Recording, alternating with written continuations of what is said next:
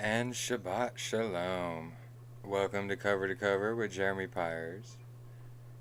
So, tonight's another special edition of our hidden history and our hidden past. And a lot of people are excited about this one as well. And it's all about the Nephilim. So, I'm going to get into where they come from, who they are, what they've done, and some things that pertain to the future as well of the Nephilim and present, etc. Anyways, welcome all, welcome, Shabbat, Shalom, welcome brothers and sisters. Alyssa Har, I'm not sure if I'm pronouncing that correct, brother, but forgive me. Welcome, welcome. So, yeah, I just kind of wanted to jump right into it here. It took me a while to put it together. I've been researching for a while. And then just putting it all together and trying to make some kind of order out of it. I couldn't even include everything that I have personally. But I've included a lot. It'll just give like a basis to go off of, to study out on your own and do your own research. I encourage that for everybody. Follow no man. Don't even follow me. Test every spirit. Test everything. Test every doctrine. So, I've been testing the past a lot. And a lot of it doesn't line up. Mainstream's dichotomies don't even fit with its own dichotomy. So, there's something definitely going on here. There's even things I found out even after putting together this video. And it's just so many amazing things. And I'm going to try to get to all of our hidden history. Probably not all of it, but what I know of, I should say. Or what I've researched and studied. Anyway, let's get right into this. I made a little video here, so excuse me.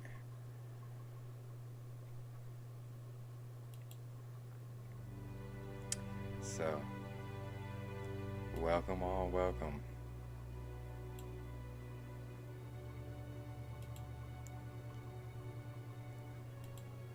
So, the Nephilim, history they have taught us is a lie. So, who are the Nephilim? That's what we're going to get into right off the bat here. So, Genesis 6, 1 through 4.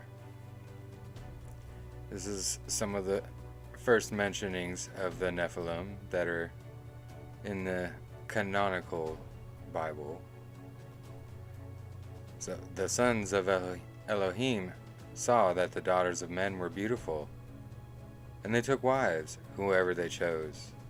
The Nephilim were on the earth in those days, and afterward as well, when the sons of Elohim had relations with the daughters of men, and they bore them children who became the mighty men of old, men of renown. When Yahuwah saw that the wickedness of man was great upon the earth, and that every inclination of the thoughts of his heart was altogether evil all the time. So, this is the doing of the Nephilim. So here's where we'll get some context onto that, and the Book of Enoch goes greatly into context about the fallen watchers and the Nephilim. So this is from the Book of Enoch, chapter 6, 1 through 8. And it came to pass, when the children of men had multiplied, that in those days were born unto them beautiful and comely daughters, And the angels, the children of heaven, saw and lusted after them, and said to one another, Come, let us choose wives from among the children of men, and beget us children. And Simjaza, who was their leader, said unto them, I fear you will not indeed agree to do this deed, and I alone shall have to pay the penalty of a great sin. And they all answered him and said, Let us all swear an oath, and all bind ourselves by mutual imprecations, not to abandon this plan, but to do this thing. Then sware they all together, and bound themselves by mutual implications upon it. And they were in all 200, who descended in the days of Jared on the summit of Mount Hermon. And they called it Mount Hermon, because they had sworn and bound themselves by mutual imprecations upon it. And these are the names of their leaders: Simjaza, their leader, Arakaba, Ramiel, Kokabiel, Tamiel, Ramiel, Daniel, Ezekiel, Barakiel, Azazel, it's not Azazel, it's Azael, Armaros, Batrael, Ananiel, Zachiel, Samsaspiel, Satariel, Turiel, Jomjeiel, Sariel, and these are their chiefs of 10.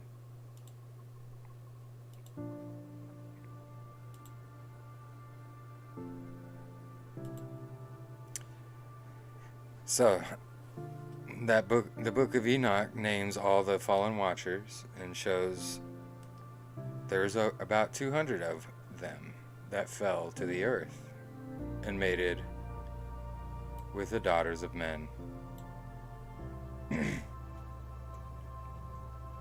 So here's Book of Enoch, chapter 7. And all the others together with them took to themselves wives, and each chose for himself one. And they began to go into them, and to defile themselves with them. And they taught them charms, and enchantments, and the cutting of roots, and made them acquainted with plants. And this is talking about for spells and etc. And they became pregnant, and they bare great giants, whose height was 3,000 ells, who consumed all the acquisitions of men. And when men could no longer sustain them, the giants turned against them and devoured mankind. And then they began to sin against birds and beasts and reptiles and fish, and to devour one another's flesh, and to drink the blood. Then the earth laid accusations against the lawless ones. So if you see, they started to sin against the birds and the beasts and the reptiles. Right here, I think this is describing all the gods and the people with all the different like animal heads and bodies and such, and all the different like little demons and such were like goats' legs or minotaurs, centaurs, all that, all these mythical animals. I believe it's from the Nephilim sinning against the animals and creating these chimera.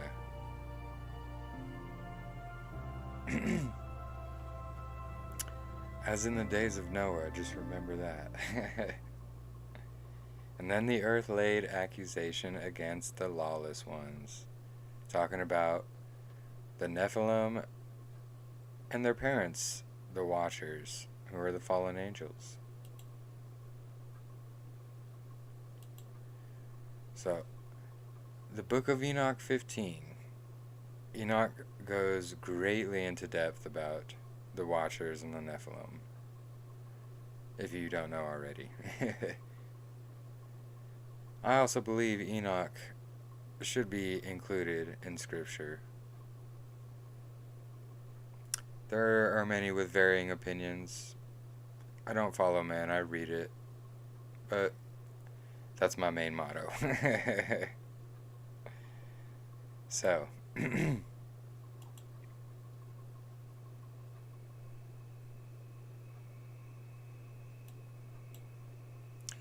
Book of Enoch 15.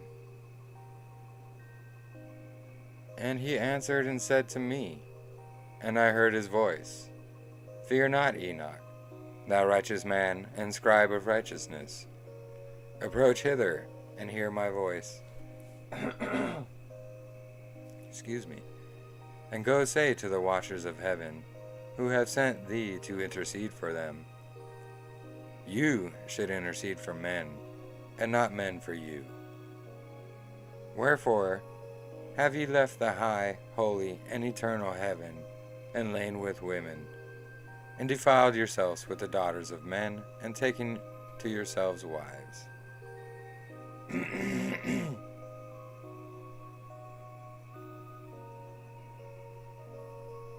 And yeah, there is a lot of evidence. It's quoted actually over 100 times in the New Testament alone by Messiah. Messiah calls it and refers to it as Scripture when speaking of the Pharisees. Like, you can't deny it if Messiah is calling it Scripture. So I mean, anyway, let me continue. And taken to yourselves wives, and done like the children of earth, and begotten giants as your sons. And though ye were holy, spiritual, and living the eternal life, you have defiled yourselves with the blood of women, and have begotten children with the blood of flesh. And as the children of men have lusted after flesh and blood, as those also do who die and perish. Therefore I have given them wives also, that they might impregnate to them, and beget children by them, that thus nothing might be wanting to them on the earth. But you were formerly spiritual, living the eternal life, and immortal for all generations of the world. And therefore I have not appointed wives for you. For as the spiritual ones of heaven, in heaven is their dwelling. And now the giants, who are produced from the spirits and flesh, shall be called evil spirits upon the earth. Look at that. The giants who were produced from them will be called evil spirits on the earth. And on the earth shall be their dwelling. Evil spirits have proceeded from their bodies, because they are born from men, and from the holy watchers is their beginning and primal origin. They shall be evil spirits on the earth, and evil spirits shall they be called. As for the spirits of heaven, in heaven shall be their dwelling. But as for the spirits of the earth, which were born upon the earth, on the earth shall be their dwelling. Excuse me. And the spirits of the giants afflict, oppress, destroy, and attack to do battle, and work destruction on the earth, and cause trouble. They take no food, but nevertheless hunger and thirst, and cause offenses. And these spirits shall rise up against the children of men, and against the women, because they have proceeded from them. So, this shows you exactly where the evil spirits all come from, because these Nephilim were not supposed to even be. They were created from the angels and women they have no place in heaven. So they're stuck dwelling here on earth. This is what the evil spirits are now today. The demons, all that. It's from these Nephilim that died.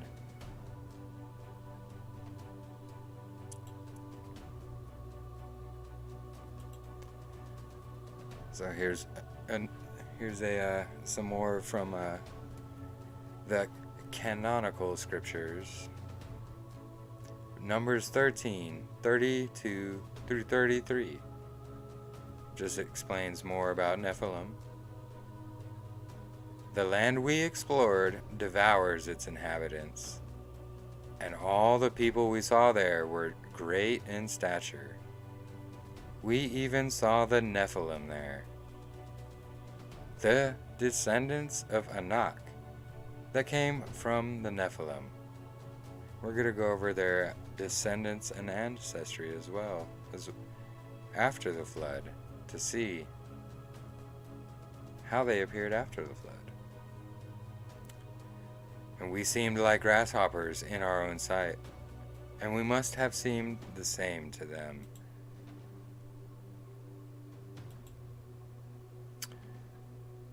Genesis 9, 18 through 19. So this is how did they exist after the flood?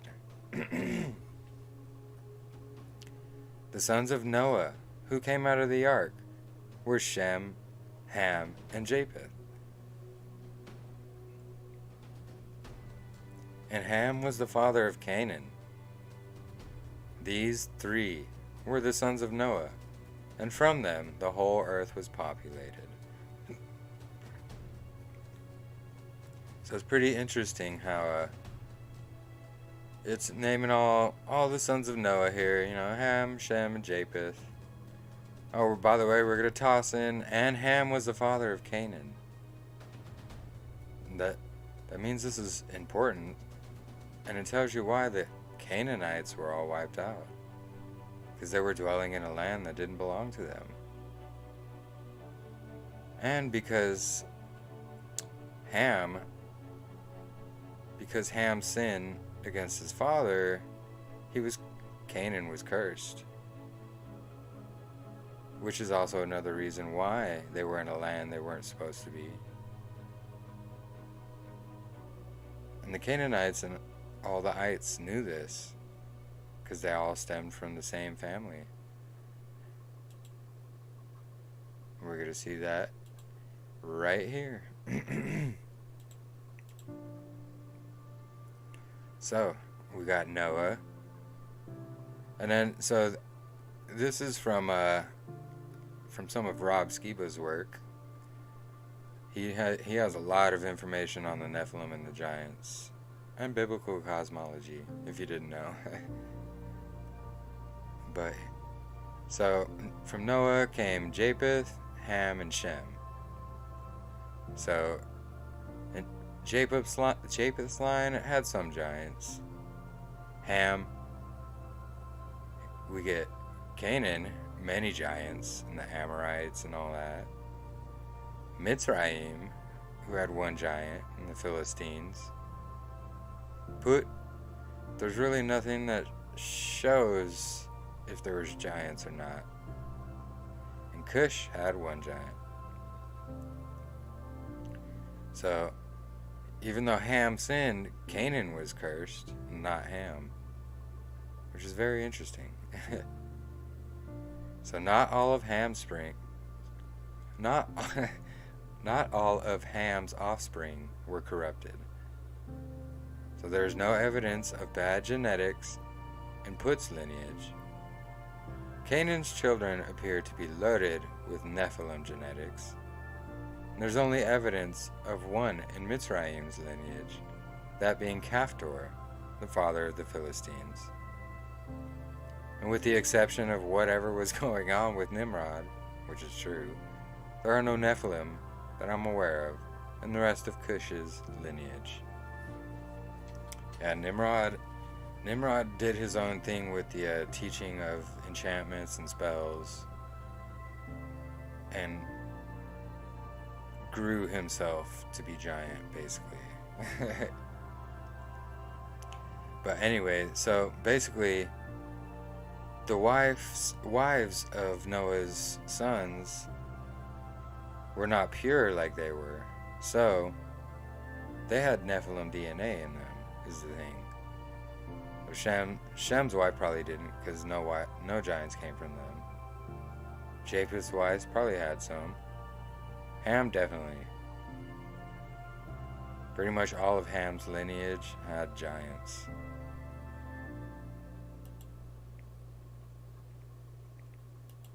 So to kind of prove that a little bit, we'll go over some things right here.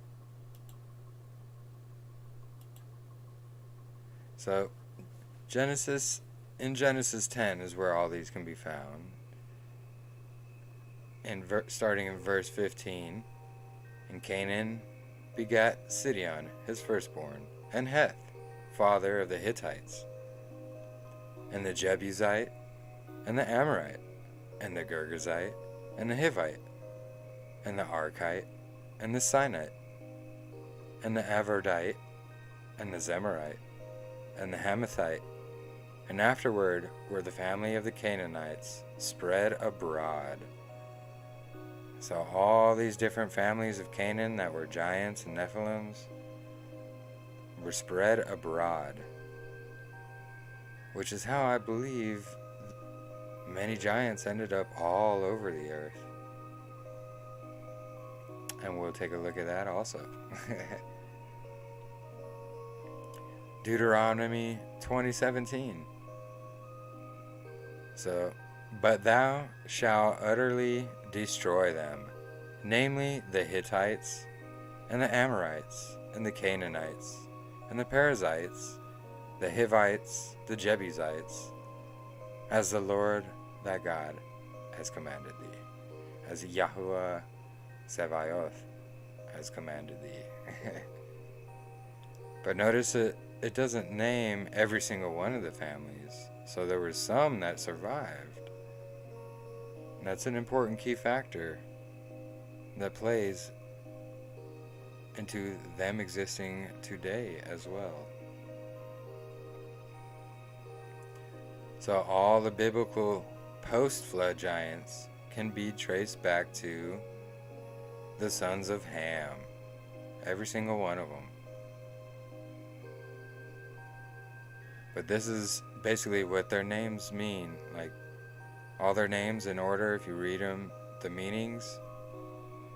So tumult, he raged. Black terror, double straightness, afflicted trafficker, drink thou anguish. Compassed the chambers, thunder, compassed the smiting. He who is coming their love, we shall rebel. Firebrand traveling. Affliction of water, flames and blades.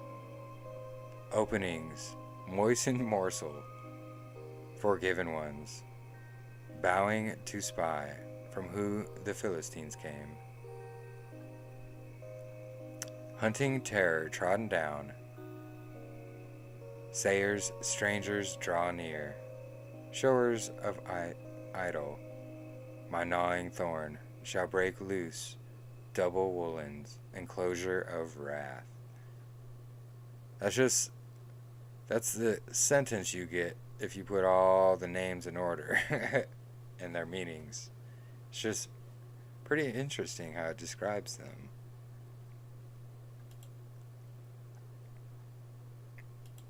So, this is just kind of a scale of the giants that have been, found and discovered in their remains. And yes, many of them have been found and documented in historical records. And we're going to go over that as well. There is a gigantic cover-up. So this is just a normal man, 6 foot tall. Some people aren't even 6 foot tall. But this just shows the order they were discovered in. So Got a 15-footer right here. Just a 15-footer right next to you is going to be pretty intimidating. You get up to these 36-footers, you're not even as tall as their knee. And these ones were discovered. These were actually discovered.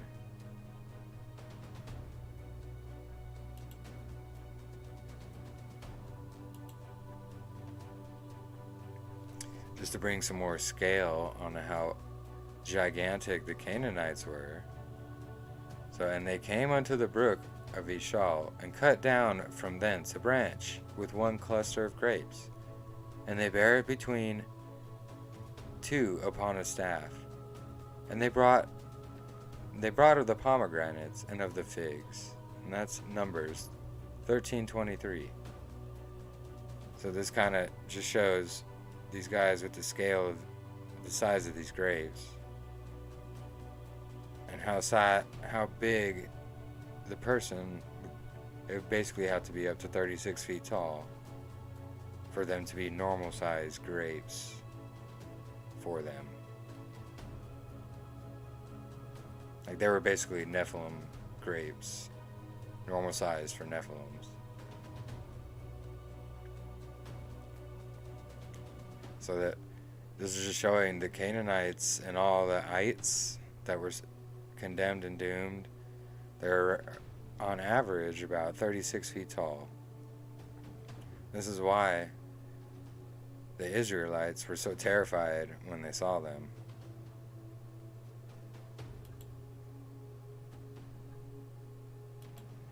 So the spread of the Nephilim earth-wide after the flood. So not only did the bloodlines continue, so we went over that a little bit, also the spirits of the dead Nephilim still inhabit the earth today, known as demons. So we kind of went over both of these.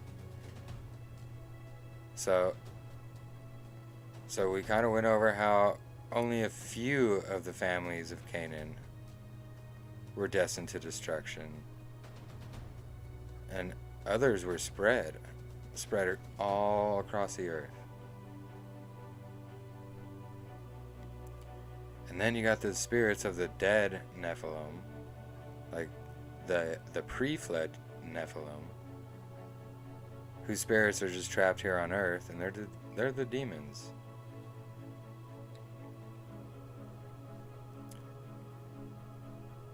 And under the command of their leader Hasatan, corrupting men once again, leading up to as in the days of Noah, the times we live in now.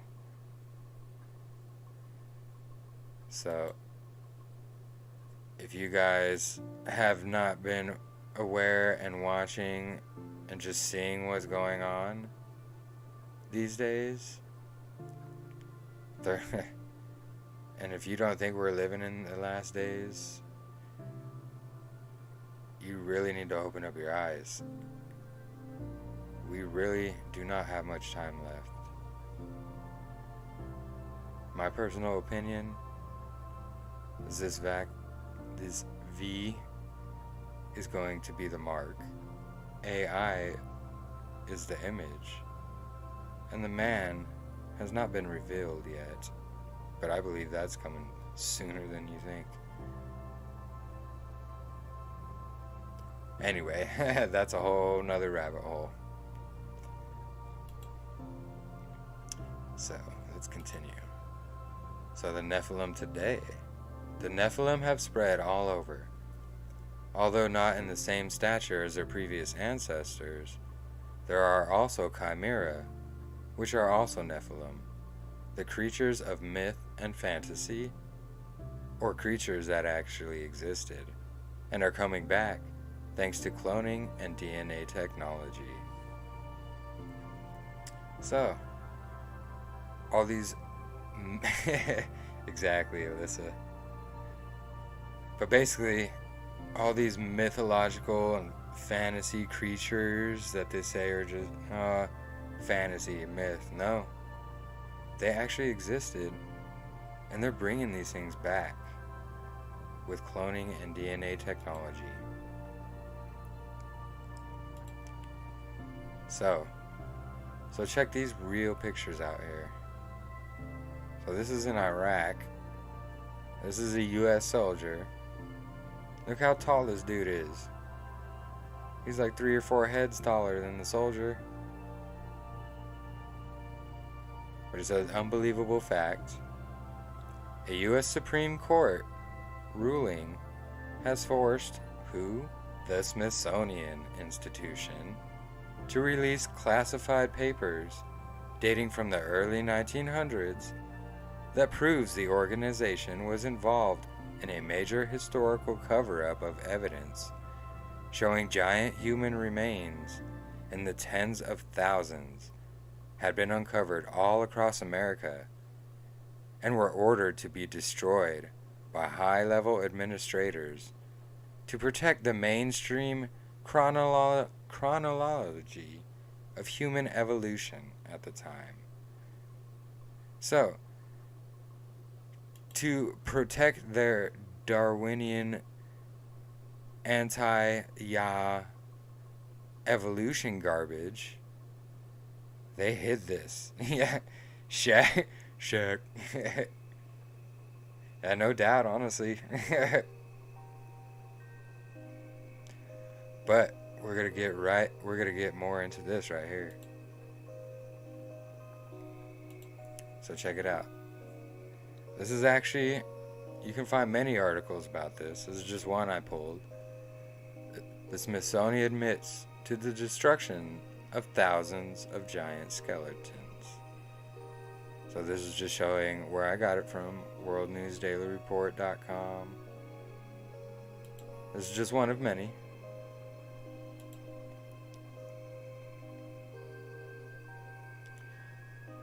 Do I believe the Americans are Egypt, Israel, etc.? I believe America itself is a Babylonian Egypt, if that makes sense. Which we are, us as a people of Israel, are spread throughout it. We're spread all over the world, and honestly. But yeah, Andrea, I believe in my studies, America is a Babylonian Egypt. That's how I describe it, honestly. But check this out. So these are screenshots I took from the article. So a U.S. Supreme Court ruling has forced the Smithsonian Institute to release classified papers dating from the early 1900s that proves the organization was involved in a major historical cover-up. The Smithsonian admits to... Yeah, we kind of went over all this. Yeah, exactly, Har. Exactly. Babylon has become all-encompassing. Nimrodian. Hence the New World Order. Because that's what the Old World Order was. All under Nimrod.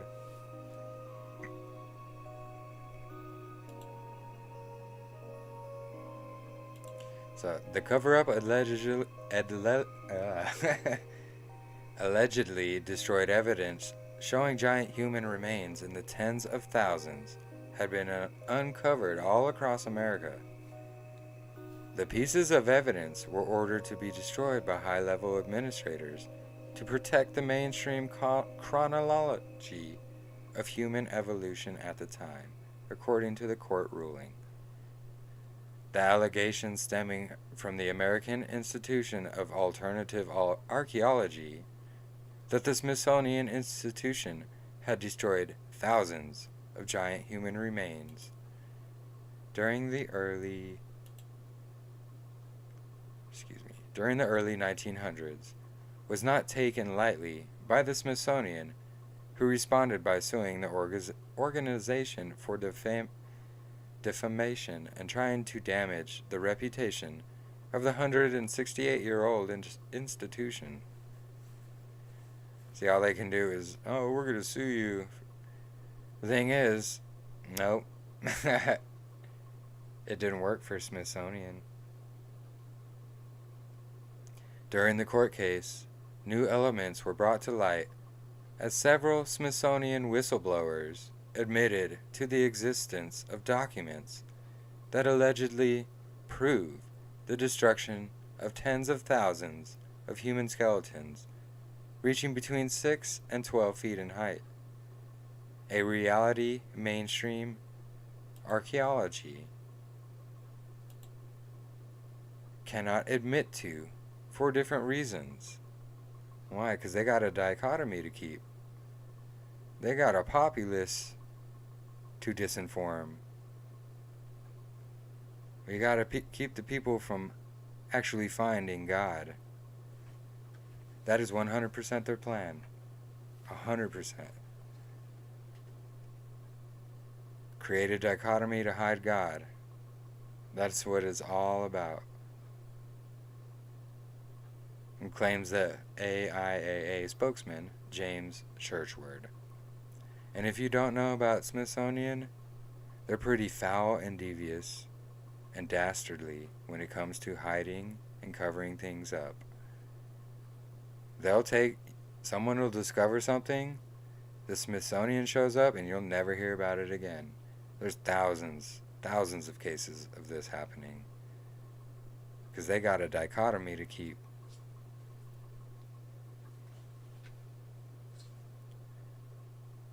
So here's a quote. There has been a major cover-up by Western archaeological institutions since the early 1900s to make us believe that America was first colonized by Asian people.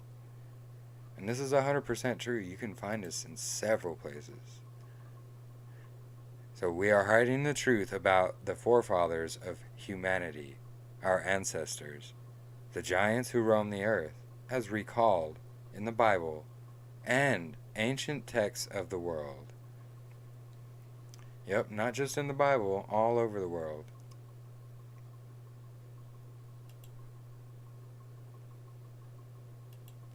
So here's an actual picture of the evidence. Look at this femur right here, next to this guy.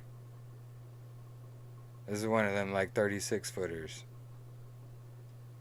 A giant human femur uncovered in Ohio in 2011 by the American Association for Alternative Archaeology, similar to the evidence presented in court.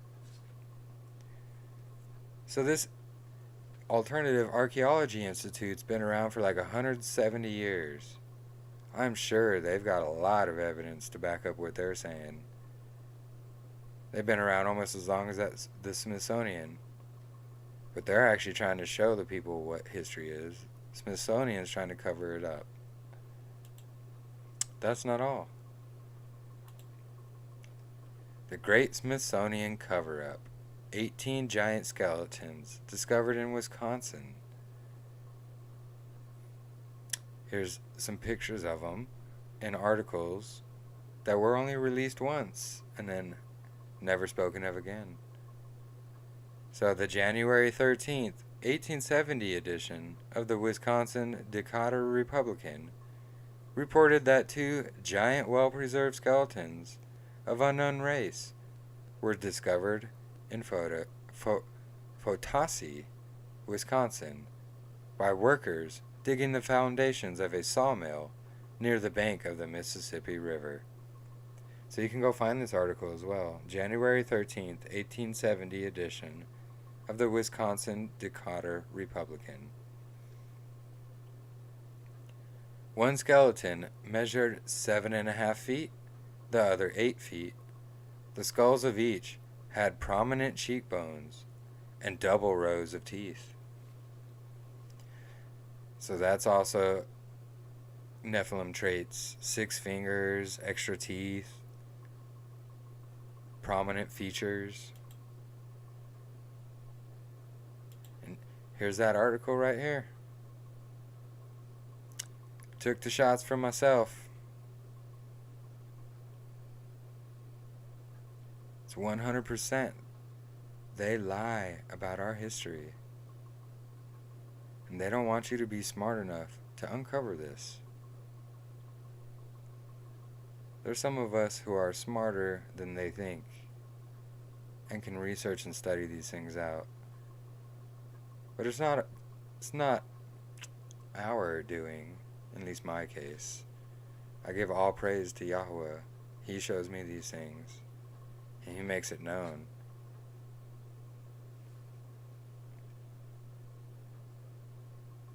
Just like the mud floods, I believe that mud floods and the Nephilim are all connected. I believe the Nephilim built all these cities and such that we see all over the world. This is why they have the same exact architecture all over the world, everywhere. I believe they were Nephilim designed. That's why they have huge doors, huge staircases, huge stories in the building. Because they had to accommodate not only us regular people, but Nephilim as well. And then these bloodline families who are in control of everything under Satan want to form a dichotomy to hide Yahweh from everybody. So they've got to hide that, oh, we can't let them know our true past. We can't let them know we're Nephilim. Absolutely, we're made for such times as these. Some of us are.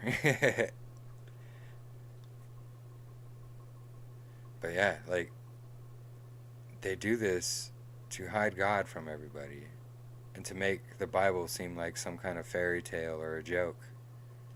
When really what they're telling us is the fairy tale and the joke. There's more proof, historical proof, that the Bible is accurate than there is any proofs of space. 100%. Historical proofs that the Bible is more accurate than any of this garbage they teach us today. Repeatable, testable proofs that anyone can do. Not some pseudoscience random garbage. Well, in this theory, theories are not, that's a whole nother rabbit hole as well. Anyway, all a lie to deceive all of us. And it's all connected. Whether it was planned to be connected or not, it was all planned to be connected by Satan. That's the whole thing. And Satan is the ruler of this world right now. And he's trying to deceive everybody to turning away from Yahweh. And yes, so many people defend the very lies that were made to deceive them. And that's the saddest part. People defend the lies. And they believe the lies so much they don't even want to research into any other thing else besides the lie that they've been fed into, and believe the false dichotomy that doesn't even line up with itself.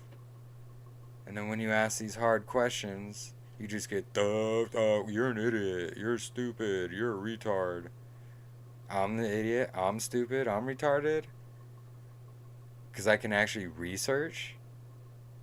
I know how to go in without cognitive dissonance and programming and actually look at both sides of things? Like,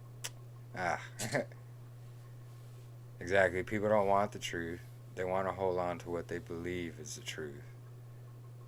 Satan rules the world. That's why he was able to offer Yahusha all the kingdoms of the world, because he rules them. 100%, Alyssa. How could Satan offer Messiah all the kingdoms of the world if he didn't have control over them? He's the master deceiver. He's the father of the lie. He's been doing it. He's had every single human being to practice on, including you and me. every single one of us, every human being ever, he's had to practice on. I'd say he's pretty damn good at lying. Excuse the terminology, but yep, you can't give someone something you don't know. But anyway, so here's some more pictures. Mount Blanco Fossil Museum. Here's another gigantic femur. These strange cone-shaped heads, which Egyptians had a lot of. And no, they didn't mold their heads to that, because if you actually look, a human skull has like a crack or line, whatever, along this brow. The ones with these skulls, their crack comes along right here on the side. It doesn't go across the back. Research. Check it out for yourself. Study it out.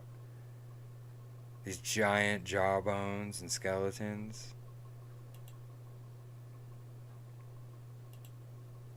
Right here. These gigantic footprints preserved in rock. How the hell does that happen? Naturally. It doesn't. That's a Nephilim footprint. And look, in Africa, Australia, Texas, the Syrian desert, near Glen Rose, and Nahalihihi Cave in the Fiji Islands. All over the world, these gigantic footprints. People take pictures with them all the time, too. Look at this one. How'd you like to run into the one that left that footprint?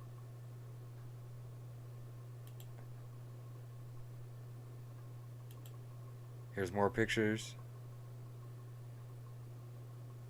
And guys, you can find all these proofs all over the internet.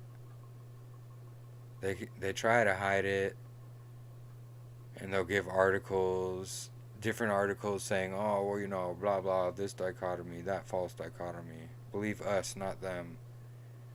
Well, you know, pictures don't lie. Footprints and rocks don't lie.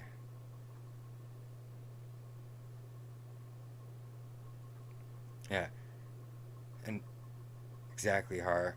What's interesting is that so many people believe it took crazy technology to build the pyramids. But all it took were giants big enough to finish the job. Oh, there's something else I discovered about the pyramids as well. They didn't have to move gigantic stone blocks. They melted them with gigantic magnifying glasses, which you can find all over the world, which I also believe is how they constructed all these mud flood buildings. They melt stone into rock. They literally melt stone into molds, giant molds, cast it on site. Like, there's a video I saw, and I'm gonna take clips from that. Yeah. There's a video, and it's art. You can find, they found thousands of these magnifying lenses, giant ones. And I'm actually gonna do a little experiment of my own. So I'm gonna try and get one of these giant magnifying lenses. Which, I mean, I don't really have to, because there's videos all over YouTube of people doing it.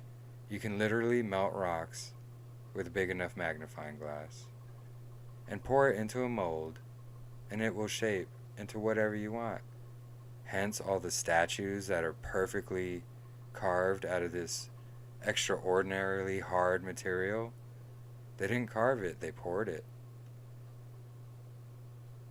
I shared the video on my Facebook page. Not many people see all the links that I share for some reason. But I'll try to share it again. It's on my liked videos if you go through my channel. I think I added it to my wake up videos playlist. I don't remember, but it's called K 2019 and the Great Pyramid. Look that up.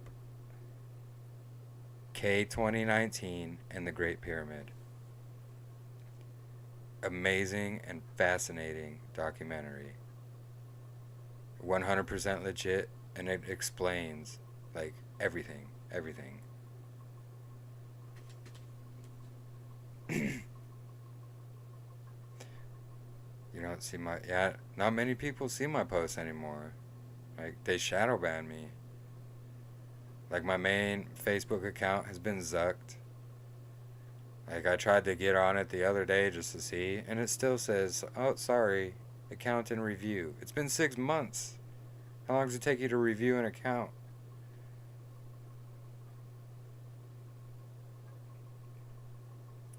Yeah, they just like to shadow ban me.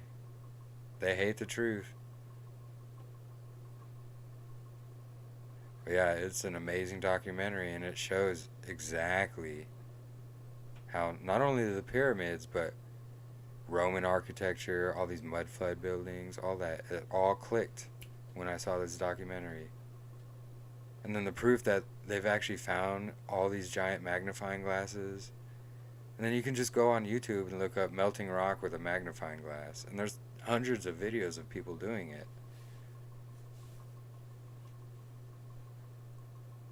That's their secret technology. It wasn't sound waves. It wasn't a gazillion trillion slaves. It was Nephilim and magnifying glasses. Yep, most of them do realize their time is short. That's the whole thing. Anyway, just more of these footprints. So, here is a Bernal Diaz el Castillo.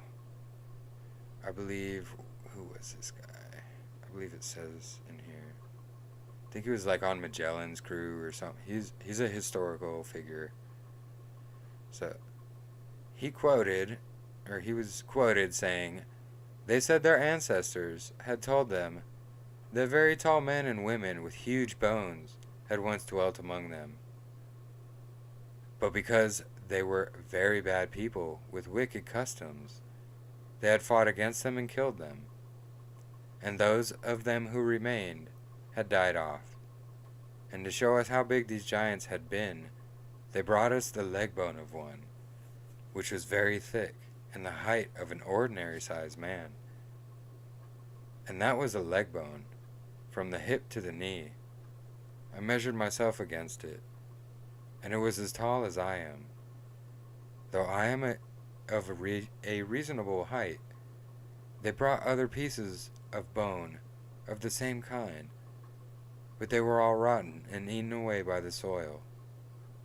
We were all astonished by the sight of these bones, and felt certain there must have been giants in that land."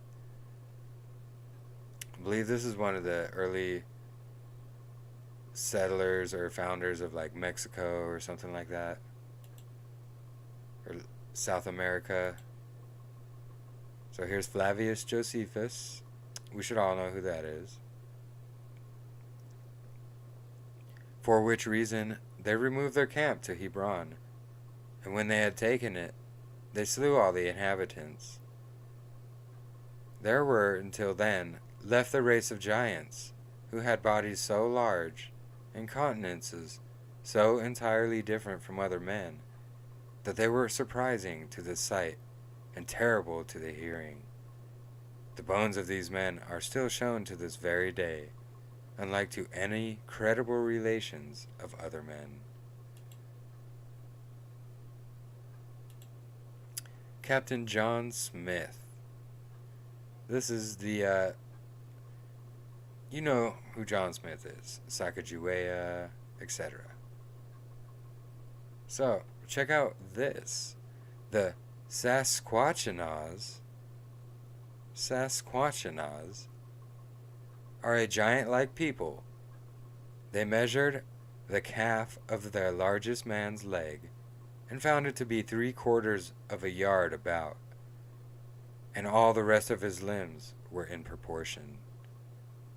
Interesting name, huh? Sasquatchanaws. Is this where our modern day Sasquatch comes from? Are these Bigfoot, Sasquatch, whatever sightings, are these really Nephilim?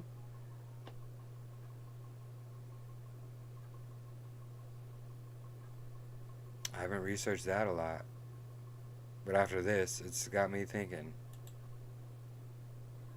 Yes, aka Bigfoot. You think about it though, it's not far off from Nephilim. Just a hairy Nephilim, which would not be surprised.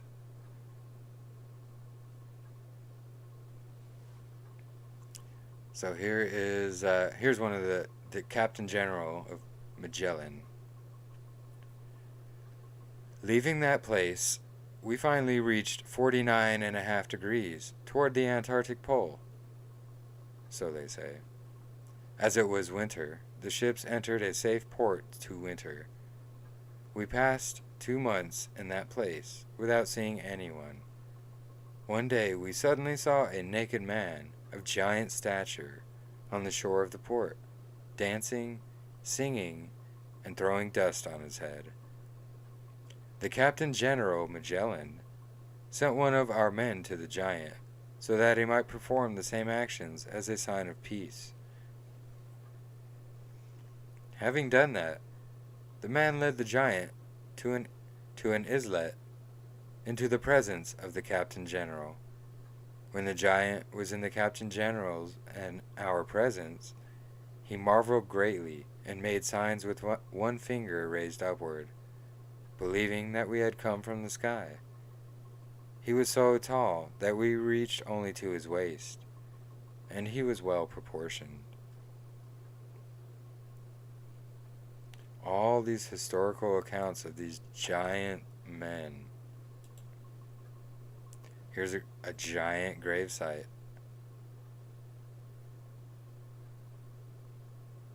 You can't really, there's no people here to tell.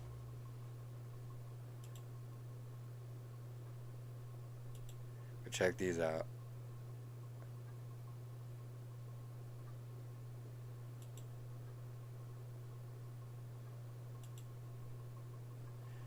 Nephilim today.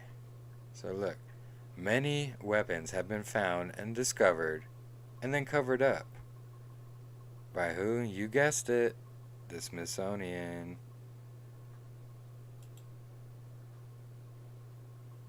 So, I mean, not all of them have been covered up. They're put on displayed and then called ornamental pieces that were never used. No, they were Nephilim weapons. Now check this mountain out. This is in like Utah or something like that.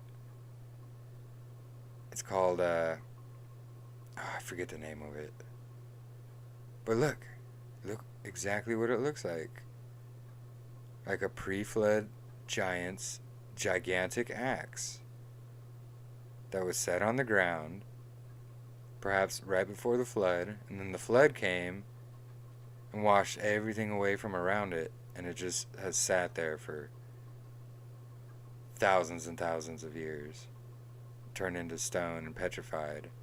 Then they call it, oh, it's just a mountain, it naturally happened like that. BS. Notice how its density and structure and everything is totally different than the surrounding landscape that's been washed away from around it.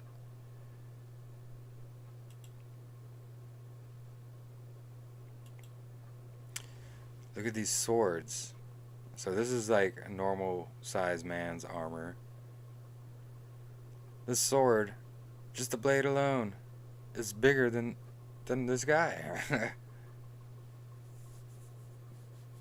It's not ornamental. That was made for killing by Nephilim. Look at this arrowhead. Look how gigantic this arrowhead is. So the Chance Perkins an Oklahoma find. It's 17.5 inches long and 7.5 inches wide. An arrowhead.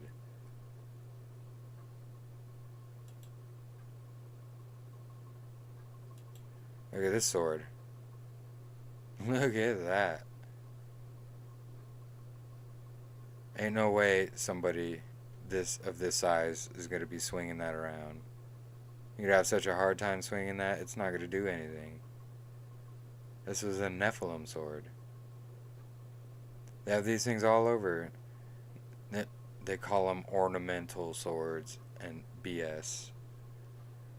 No, not ornamental at all. That's their cover-up for the dichotomy.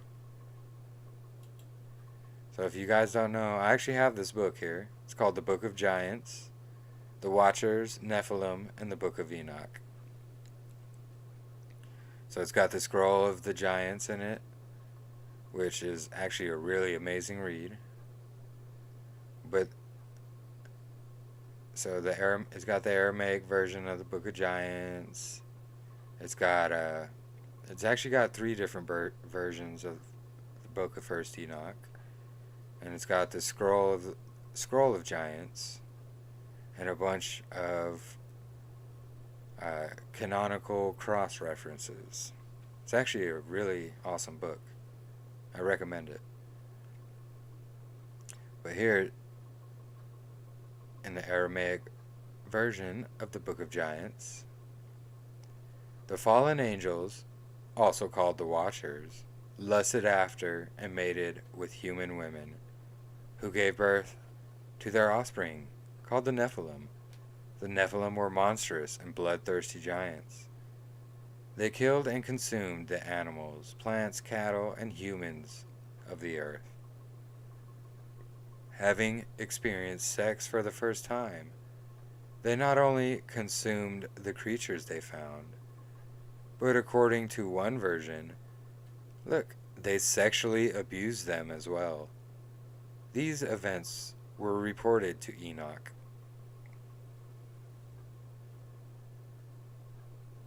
This is how all those mythical creatures came about. The Nephilim were having sex with them. And because they had this special DNA, they were actually giving birth to these creatures. The mixing of DNA. Exactly what they're doing today. Mixing DNAs of mice and pigs and this and that and another thing. And they're making chimeras. And I 100% guarantee they've already got human ones.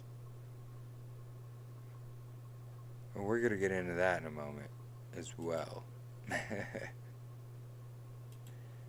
So check out these books. Just gigantic books. Gigantic stature. Huge. And then mountains that look like humans, animals, and vegetation. The pre-flood Nephilim. So,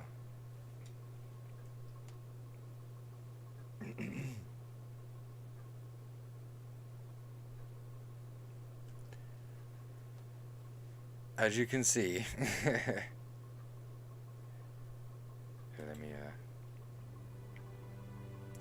let me start the music again. Can you still hear me?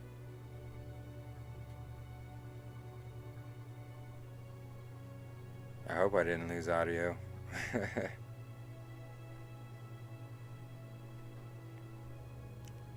Okay. Anyway, so just check out these mountains. Sorry for the pause. I had to check something real quick.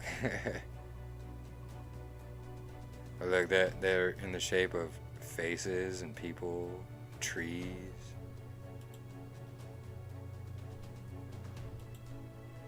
Look at this one.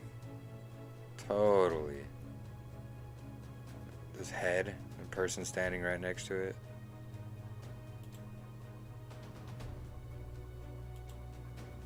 Another face. This one's kind of deformed. Look at this one. A child sucking off a breast. in stone.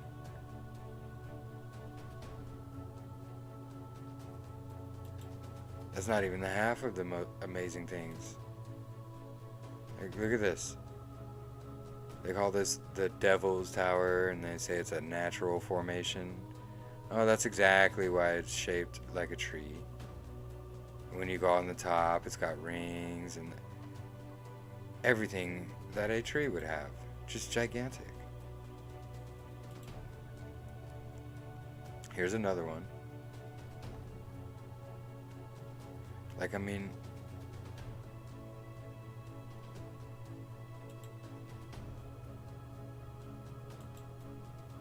yeah, just look.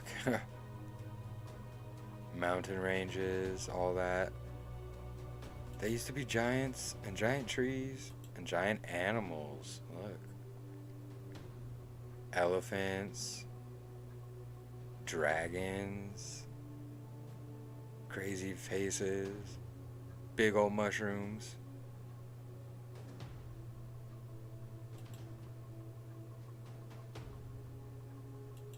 This one's I forget where it was at, but it was taken by this photographer here, Ord Srekiwa, or it's in like Thailand or something like that. But look, I mean, this isn't even all the pictures I have of it. Straight up, a rock snake that is giant. That does not happen naturally. That does not happen naturally. The scales and everything. Nephilim today and tomorrow. So that actual pictures of giant men and animals, as in the days of Noah, the same then, the same now. So check this out. These mythical, so-called mythical two-headed giants, they were not mythical. Here's a freaking mummified body of one. His name was Cap Dua. He's 3.5 meters tall. And he was captured by Spanish sailors in the 1600s. Freaking mummified remains of these guys. Look at these donkeys. Look at these donkeys are as tall as this house in the background. These are donkeys.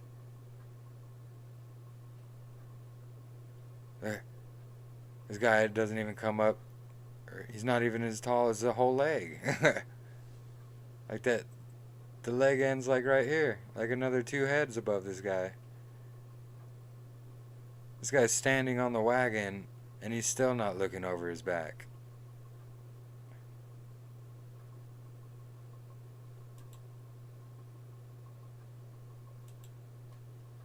And look, 6'9", 330-pound riot officer in Tulsa. Look at this little donut eating sheriff here compared to this guy. Whoosh.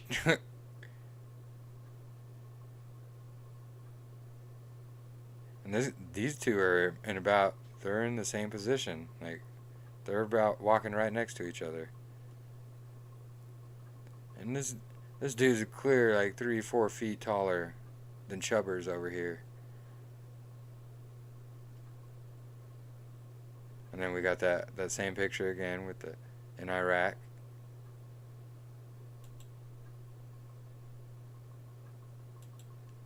Also from Iraq, if you don't know about the giant of Kandahar, you should look into that. It's where the soldiers ran into this cave and found this giant that then came out, killed one of their guys, and they took him down. And the Smithsonian got a hold of him. Never heard from again. And the story was put on hush hush. The soldiers that were there and tell about it get made to look like fools and idiots, so you don't believe their story. Go look into that. It's an amazing. Oh, this right here. Giants today, and do they use them? They absolutely do. So you might think this is kind of an ordinary picture. Wouldn't you say? I wouldn't. Except for this. This guy right here. Secret Service Nephilim. So here's a normal sized person standing next to this engine. Not barely comes up to the bottom. This guy standing next to this engine is not only almost reaching the top of the engine, but he's towering over this crowd of people that are obviously even standing closer than he is. Shalom, brother Larkin. Brother Yosef.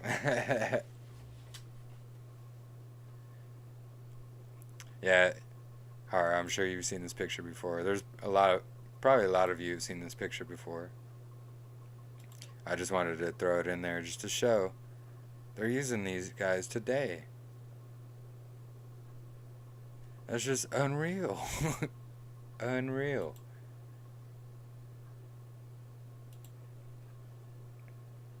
The Nephilim have discovered how to manipulate and deceive men and push fear and submission to them by posing as technologically advanced beings from the farthest reaches of the universe. This is why understanding biblical cosmology is very important. So the coming Nephilim, or alien, army, and deception. They do a great job of keeping them out of the public eye, but they slip up.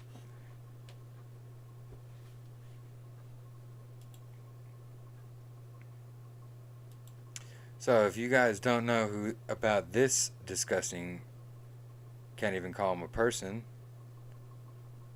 disgusting, we'll just call him disgusting. So these are his quotes from this twisted, disgusting person. So I was not content to just believe in Satan. I wanted to be his chief of staff. Oh, one of the highest ranking members of Freemasons wanted to be, yeah, that's a whole nother rabbit hole as well. But anyway, this is his demon that he conjured up. Look familiar? So the only demon that physically manifested to Aleister Crowley looked like this. Still think they're aliens? So check this out. This is his little demon sketch versus actual alien sketches. A prophet of Baal, exactly. So an abduction case sketch versus his little demon. And look what he says here, this scumbag. Today, they call them angels and demons. Tomorrow, they call them something else. Yeah, they call them aliens. Extraterrestrials. BS garbage meant to deceive and hide our Father, our Creator. I'm not an alien from outer space. I'm a fallen angel, and I come in the name of Satan. My purpose is to deceive and destroy you. And there will never be an alien invasion, but there will be a demon invasion. There's just a couple of memes I found, but 100% true. So here we go. So, Mr. Jack Parsons here, supposedly, Crowley's portal was further enlarged by Jet Propulsion Laboratory founder and rocket fuel scientist Jack Parsons, and Scientology and Dianetics founder L. Ron Hubbard in the March of 1946 at a location that later became known as Area 51. Their experiment was called the Babylon working. Like the Amelon Terah working, it was based on ceremonial sex magic. Oh, so they're not aliens at Area 51. They're a bunch of demons, and they're practicing ceremonial sex magic and occult workings. Then they call it an army base. Then they release a bunch of garbage, so people think that there's flying aliens and creatures from the farthest reaches of this so-called made-up universe that doesn't even fit in the dichotomy that they've made because none of it makes sense. And then 75% of the population just fall for this garbage without looking into it or even questioning it. You do it just a little bit of research, and all this gets uncovered.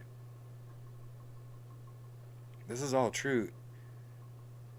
I challenge everyone who watches this, research every one of these things out that I'm showing here, and you'll find them. And even more, way more in depth than what I'm going here. I mean, I didn't want to go too long. I mean, we're almost an hour and a half into it already.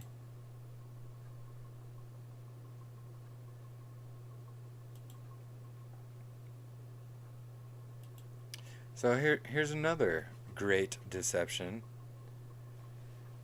Ever wonder why Stanley Kubrick died? Because of this. And you're 100% correct, Larkin. Yohanan. Or Yosef, sorry.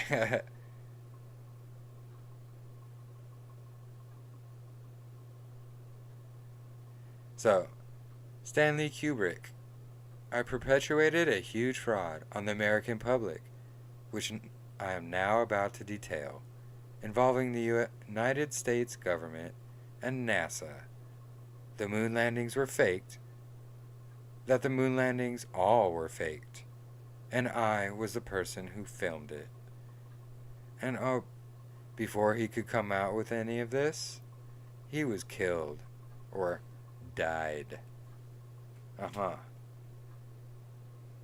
Did you know NASA in Hebrew means to greatly deceive? They try to cover this up as well. They try hard to cover this up. A lot of the mainstream buys it, but it's a bunch of garbage, and if you know how to actually research, and if you know about actual Hebrew, you know it means to deceive greatly.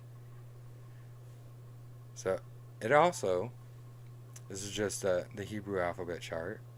You can put it all together yourself. I mean, you can Google one and put it together as well. The Hebrew word for NASA has a numerical weight of 351. So also do the Hebrew words out of man and of your country or land. With all this in mind, we end up with an interesting meaning. Out of men of your land, they are lifted up to greatly deceive.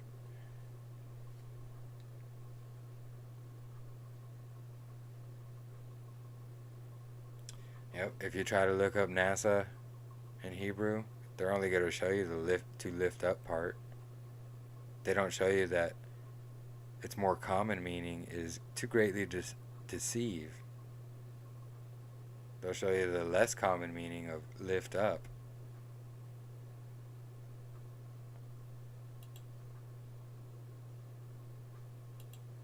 Oh, and there's also this guy as well.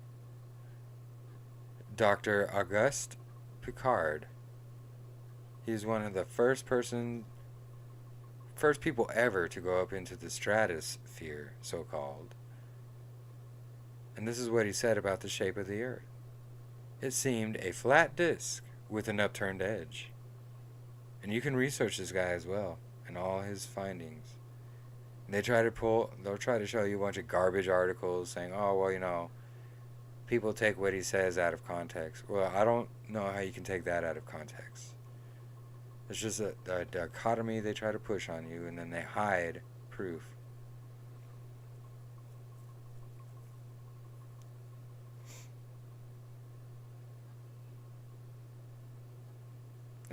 Yeah, exactly, Larkin. Or Yosef. Whichever. But yeah. NASA means to uplift in Hebrew. The phrase Satan used to say he would just dethrone God. And Nasha means to deceive, and both have the same root word.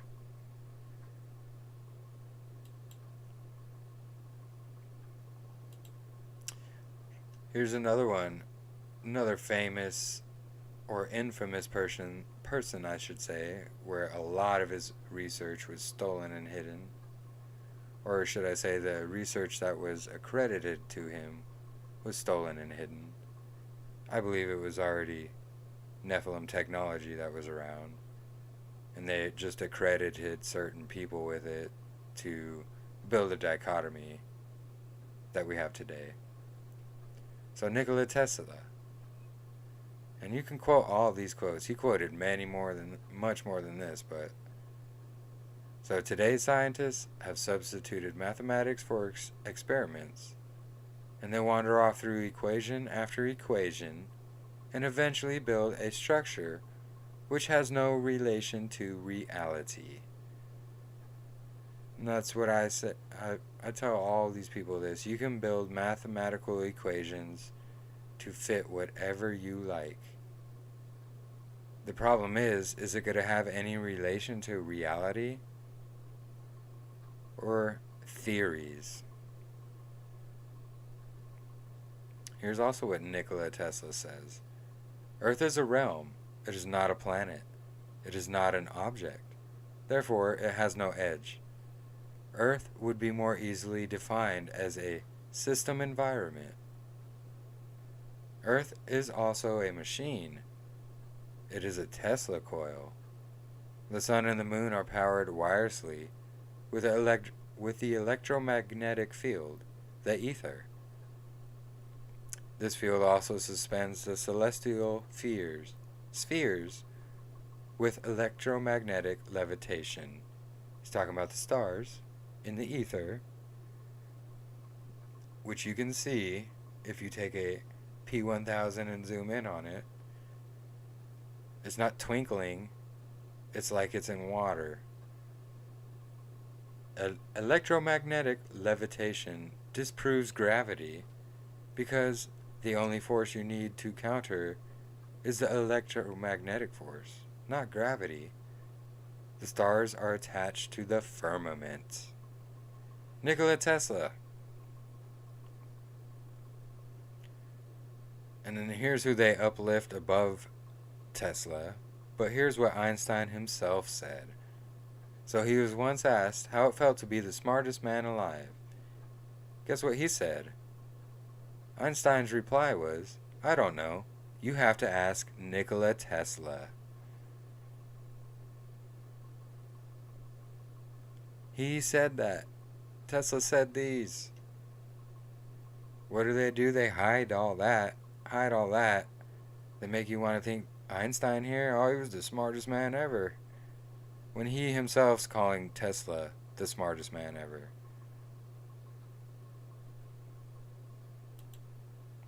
Tesla also proved many of Einstein's theories wrong, but they don't let you know that either. Also, biblical cosmology was taught well into the 1920s. You can find many, many articles about them. These are just a few that I found and pulled up. Many news articles. There's an interview on YouTube. I have it on my I think it's on my biblical cosmology playlist. But a guy interviews a little old lady, and she's talking about how she was taught flat Earth in school in the 1920s. And people want to, oh, yeah, it's been known for 500 years. No, it hasn't. That's what they want you to think. Any history beyond 100 or 2 years, they can twist to say whatever they like. And people are going to believe it because they think, oh, well, they got a degree. Eh. Degree just means you've been taught and trained and programmed to repeat exactly what they want you to. Anyway, I hope you guys enjoyed the video. We're coming to the end now. It's been a long one, but there's so much more information than what I'm even showing you guys here. So please just look into it all yourselves, and you'll see it's so much has been hidden. And especially look up that what is it? 2019 Great Pyramid, KT 2019 Great Pyramid, something K2 2019 Great Pyramid, something like that. And that guy, he's been trying to get his theory and what he's found to go mainstream, but he's being blocked by these people who want to promote a false dichotomy, and they don't even take into consideration this guy's findings, even though what they found backs up what this guy has come up with, and it makes so much sense. Anyways, I'll find that video actually and link it on my YouTube, or not on my YouTube, my Facebook. I'll put it on my page and my channel's page, so hopefully you can find it. But anyway, so in conclusion, the Nephilim and the fallen angels have returned through dark magic, rituals, and child sacrifices. I forgot to add sex rituals, rape, child rape, all that as well. Disgustingness. As in the days of Noah, so will be the coming of the Son of Man. And that's Matthew 24:37. Exactly. They won't ever let it go mainstream. It goes against their agenda and their dichotomy.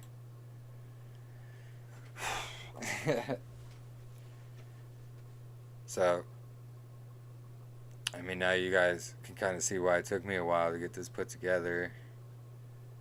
There was a lot more I wanted to put in there, and a lot more I didn't put in. Or it would have gone like 3-4 hours long. Which, I mean, I could do, but I mean, I just can't sit down for that long.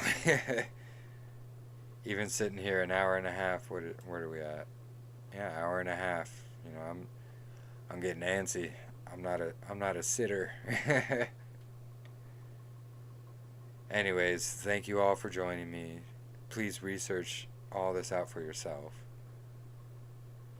And you know, the more I dive into how much our hidden history is, or how much our history has been hidden from us, the more I find out everything is connected, and scriptures explains it. It's just amazing.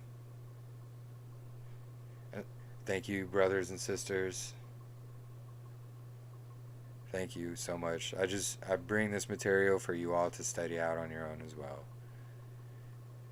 And, you know, I definitely do my own studies. I thank you guys for joining me. You know, please like and subscribe and share this video. It helps the algorithms and everything. It helps get these videos out there just to help people. And that's what I want to do. I want to help people find his path. Anyway, join me tomorrow. We're doing part 9 of the Book of Jubilees. I hope you guys have a blessed evening. Thank you all for joining me. Enjoy the rest of your Shabbats and be very blessed.